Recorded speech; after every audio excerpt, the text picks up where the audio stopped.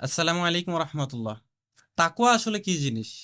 তাকওয়া আসলে কি জিনিস এটা উমর রাদিয়াল্লাহু তাআলা আনহু উবাই ইবনে কাব রাদিয়াল্লাহু তাআলা আনহুকে জিজ্ঞেস করলেন যে তাকওয়া আসলে কি জিনিস। উবাই ইবনে কাব রাদিয়াল্লাহু তাআলা আনহু বলেন যে আপনি কি কখনো কাঁটাযুক্ত দুর্গম পথ দিয়ে চলাচল করেছেন?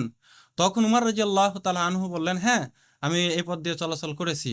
তখন তিনি বললেন যে আপনি সেই রাস্তা দিয়ে, সেই দুর্গম পথ দিয়ে কিভাবে চলাচল করতেন? তখন উমর রাদিয়াল্লাহু তাআলা আনহু বলেন যে আমি সেই রাস্তা দিয়ে যখন চলি, এই রাস্তা দিয়ে চলার সময়ে আমার কাপড়, আমার যাবতীয় আসবাবপত্রকে গুটিয়ে একদম সতর্কতার সহিত সেই রাস্তা দিয়ে চলাচল করেছিলাম। তখন উবাই ইবনে কাব রাদিয়াল্লাহু তাআলা আনহু বলেন যে এটাই তাকওয়া, হচ্ছে এটাই নিজেকে রক্ষা করা। তার মানে নিজেকে রক্ষা করার নামই হচ্ছে তাকওয়া, আল্লাহ ভীতি। তার মানে আপনি পাপ কাজ করবেন না, পাপ কাজ থেকে বিরত থাকার নাম হচ্ছে তাকওয়া।